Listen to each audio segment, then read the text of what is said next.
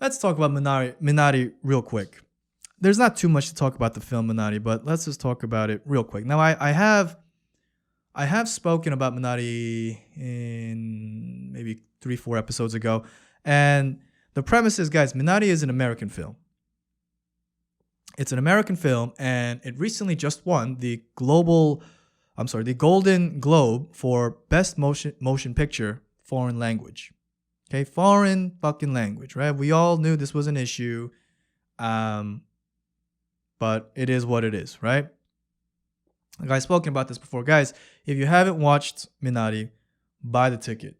Watch the film.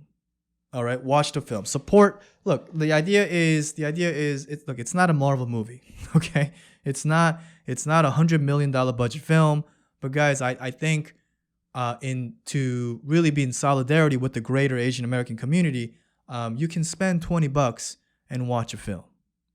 Okay? You spend all that other money watching Marvel movies and all these other things on Netflix. Guys, watch the film, right? I'm only saying it to support the cast, to support the independent, the filmmakers, directors.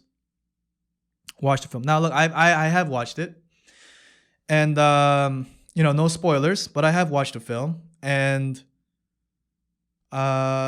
it's okay. Right? Like I wish I can be like, it just made me tears, cry. It was no. All right, no. No. It was okay. Okay, I'll leave it at that. It was okay. It's a little long, in my opinion. Again, I don't want to give spoilers.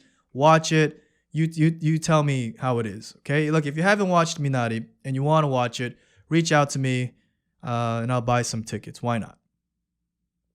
Because it is still worth watching regardless of do I think it was okay or not. Now, look, on that note, right? If because I feel the way I feel, if Minari wasn't categorized as a foreign film and it was just a normal film, should this film be nominated for Best Motion Picture, right? Not foreign film, but just general, Best Motion Picture. And I'm gonna have my reservations, right? I'm gonna pause because I still believe in meritocracy. Okay, it's gotta be a good film, man. It's gotta be, if you wanna, I don't know what the kind of marks are or how films are graded, but just personally, if Minari was nominated to be a Best Motion Picture, I would even say I don't even think it should have been nominated, and I don't think it should have won, even if it was on let's just say not foreign film, but on as a regular award, Best Motion Picture. I don't think it should have won. But again, guys, that's just me. Maybe I'm just being a hater. I don't know. Watch the film. If you want to watch the film, you haven't watched it, reach out to me and I'll buy you a ticket. All right, guys, look, but watching the film, it has brought a lot of old sentiment, right? Well, not old sentiment, but I guess it really made me reflect, right? Because when you watch the film, like you guys know the premise, it's about a Korean family, immigrant family, and they go out to Arkansas. Well, they're originally from California, and they go out to Arkansas to try to, create this American dream. And watching the dynamics of the relationships between the children, the parents, and their communities, and just watching that. It made me think, right? It made me think, really, what does it mean to be Asian American?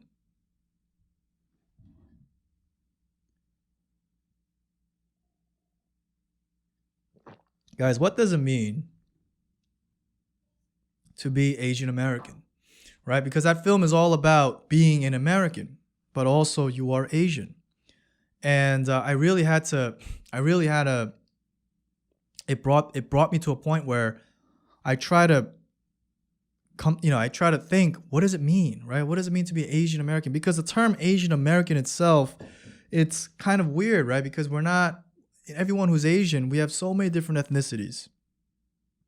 And there's so many differences. It's like this, is there even such thing as Asian American culture? Is that even a thing? And I was thinking about all these things.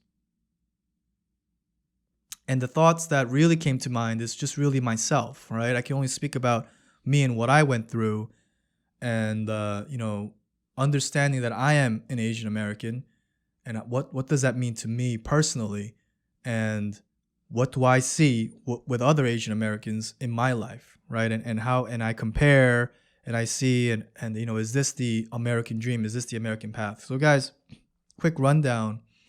I dropped out of college in 2009, right after my father had a heart attack, and he wasn't able to support both him and me, right, financially. So I had to drop out of school and I had to work. I had to make sure that there's food on the table, roof over our heads. This is when I was 19 years old, right? And fast forward in 2013, I joined a bank, right? And it's, I don't have a college degree. I don't have much experience of banking, nothing. And look, basically my only shot in my eyes, and the way I saw it and the way I felt, was my only shot to live the typical Asian American life, right? The American dream that all of our parents wanted as children of immigrants. It was shattered, right? It was absolutely destroyed, shattered when the bank had let me go. Now you have to understand, I have no degree to fall back on, right? I mean, and also there is this stain on my banking licenses, right? And just, to put it plainly, I was completely fucked. No, look, not even non-financial institutions, they didn't give me a chance. Right? They didn't give me a chance. They didn't, because there's no degree behind it, right? So you're this awkward person who has no degree, but you have all this banking experience and all this sales experience. Well, where are we going to use you? We can't use you in like a starter position because you have all that experience, but we can't put you in a more, middle senior position because you have no degree. And degree, to a lot of American companies, it still holds a lot of weight. So I'm being dicked around, right? I'm being dicked around throughout my time when I was unemployed, can't get a job. And that's when I really realized, right, that the life that my father and my mother, that what they had envisioned of me having, I realized it wasn't going to happen. Right? I'm not going to become a doctor. I'm not going to become someone that has a nice, cushiony, high-paying job, right? When the bank let me go, that was it for me.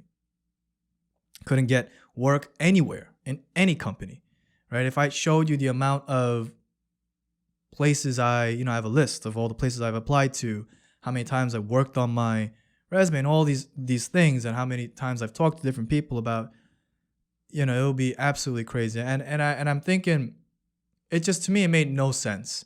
I try to rationalize why I'm not getting calls back, and it made no sense. But look, the point is, as I was reflecting and thinking about this, I thought about the reality, right, that many of us in the Asian American community that are children of immigrants, right? So people of my generation, people that are children of immigrants, I'm thinking about that, many of us, they're not your typical college-educated, cushy salary, 9-to-5 Asians. They're not everybody has, unfortunately, finished school, found a, job, and is just going in that trajectory, right? Having a 401k, having a savings, and then getting married and getting a house. And look, that's what I wanted. Right? That's what I personally wanted. I wanted to live a normal fucking life. All right? I didn't want to make too much money. I didn't want to make no money, but I didn't get that. And I see people around me, right? I see people that I grew up with, and people that go to church, and I see that, and I see them, they're all somewhat more or less having that. And over the past year or so, I think I've come to a point where I've also seen a lot of people that are not that. They're not college educated like me. Okay, but they're hardworking. And they're hardworking gig workers, right? Or they're self-employed workers, or they're artists, or whatever it is. And whether you chose that path or was forced upon you, I want to let those Asian Americans know, right? I want to let those Asian Americans know that you're not alone, right? Listen, shout outs to all the single moms out there, right? The single dads, the individuals that are taking care of their parents financially, physically, emotionally. There are a lot of them. There are a lot of these Asian Americans, and I'm gonna call them the atypical East Asian American, right? The atypical East Asian American, man. Some of you guys, you've been dealt an impossible hand, or a really hard fucking hand, and I know what that's like, right? Just failure after failure after more and more hurdles in life, like nothing. There's no break that's ever given to you. And you keep going. And these Asian Americans, they keep going. I want to just preface East Asian, right? We're talking about the Chinese Americans, the Korean Americans, Japanese Americans, right? You guys have friends that are in a certain path, and you're not in that path, just like me, not really in that path.